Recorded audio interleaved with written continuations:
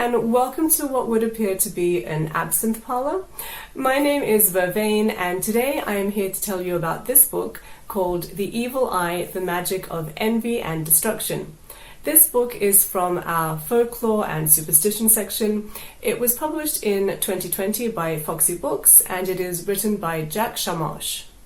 So the way this video is going to go is, first I will just give you an overview of its contents. This is to help you make a decision. So if you are thinking of maybe reading or purchasing this book and you want a little bit more information about what is included, I'm going to give you an overview of it. Then I'm going to tell you about the book's formatting and its writing style. And then lastly, I'm just going to give you some of my personal commentary on the content.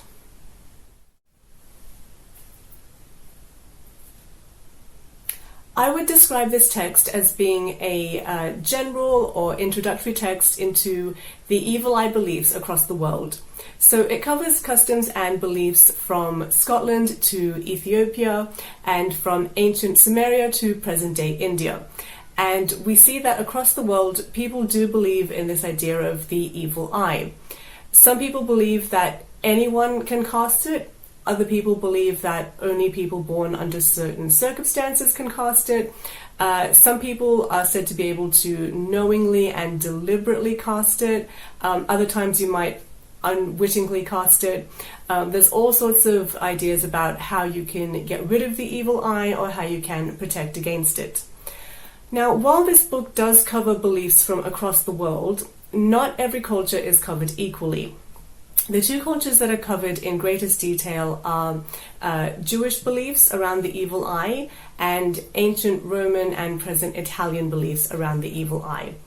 So the author, Jack Shamash, he is of Iraqi Jewish ancestry, so it makes sense that this is the culture that he is most knowledgeable about, has the greatest insight into, and therefore he can give the greatest amount of information about Jewish folklore beliefs around the evil eye. Now, in this regard, he covers the beliefs of Hasidic Jews, of Ashkenazi Jews. He looks at present-day practices in the US, in Iraq. There's one whole chapter dedicated to evil eye beliefs in Jewish folklore, but then also in other chapters about how to remove the evil eye in different cultures or how to protect against it. We do get additional information about Jewish beliefs. Second to that, there is a lot of emphasis on ancient Roman and present Italian beliefs about the evil eye. So going all the way back in time, we learn about all the really obscene rituals that people would do to try to frighten away the evil eye. And the idea behind this is that something that is obscene or shocking to you would be obscene and shocking to everyone else. So the idea is that if you do something really obscene or really explicit, that could even scare away the evil eye and keep it away from you. This probably explains why in ancient Rome there are a lot of penises which are graffitied all over the place, and it's not necessarily meant to be just an obscenity. It also is used as protection by way of scaring off the evil eye. Whereas in present-day practices there are maybe more like cornucopias or more like red chilies, which are supposed to be suggestive of a phallus, but they're not as explicit. So if you're wondering like why like red chili is supposed to be a good luck symbol or protection against the evil eye, it's actually supposed to represent the penis or other obscene acts, and that's supposed to scare the evil eye away. So in terms of who is this book for, or who would I recommend it to? If you don't know anything about the evil eye and you're like, what is it in general? What is it? It's a good beginner text, also because it has references. So if you read something and you think, oh, that's interesting, I want to know more, there is a bibliography at the end, so you could read more into a particular topic.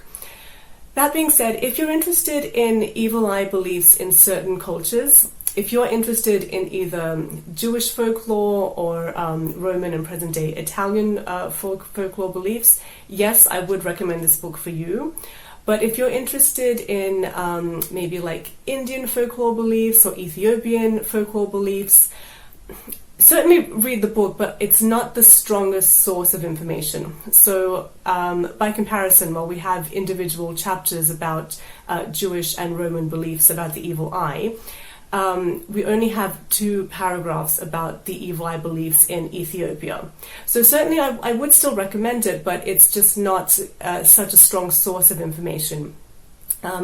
So another way that I could say this is, if you are writing an essay, if your essay was about Ethiopian folklore beliefs around the evil eye, I would say you would probably reference this book just once. Whereas if you're writing about ancient Roman beliefs or Italian beliefs about the evil eye, you would reference this book several times in your essay. So I hope that demonstrates that the information is not equal. The amount of information that we receive about different cultures is not equal.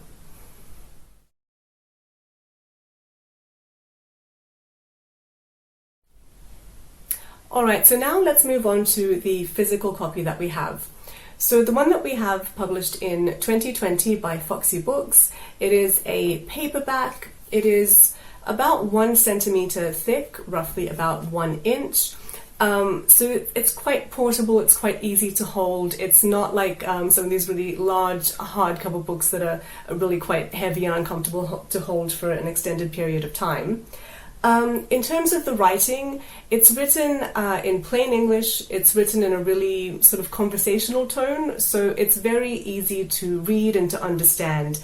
It's not like a lot of technical jargon or like academic English, which actually makes sense because this book is about folklore belief. It makes sense that it would be just written, for the average person to read and to understand. It's not about, ceremonial magic or anything like that, so it doesn't have really formal technical language. It is also broken up into chapters. So as I said, it's not a huge text to begin with, but another thing that makes it really manageable is that it has lots of chapters. So I'm the kind of person that likes to read to a chapter and then stop. I don't like to stop in the middle of a chapter if I can help it. So I found it very manageable in that regard, easy to just read little chunks of it. And then, as I've already mentioned, it does have a bibliography at the end, so that's very useful for 2 reasons. Firstly, as I said, if you want to do some extra reading, if you've read about, like, let's say, ancient Chinese beliefs, and you're like, oh, that was just mentioned very briefly, but there's a reference there, you can trace those references and maybe do some more research that way. And of course, it's also really good for verifying. So if there's a quote and you're like, okay, I want to see like the full quote, I want to see like the full context, you can see where that quote came from. Or if there's like statistics, for instance, again, you can see, okay, these are the numbers that are printed here. Let me double check, are those actually the numbers? So yeah, definitely it adds to the credibility if there is a bibliography. So that is very useful.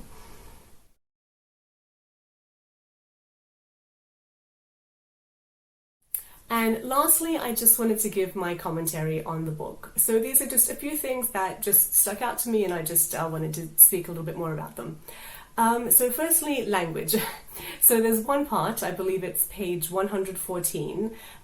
It's a section that's talking about ways that people protect themselves from the evil eye. So they might downplay their good fortune or literally physically hide their good fortune so that the evil eye can't see it and affect it.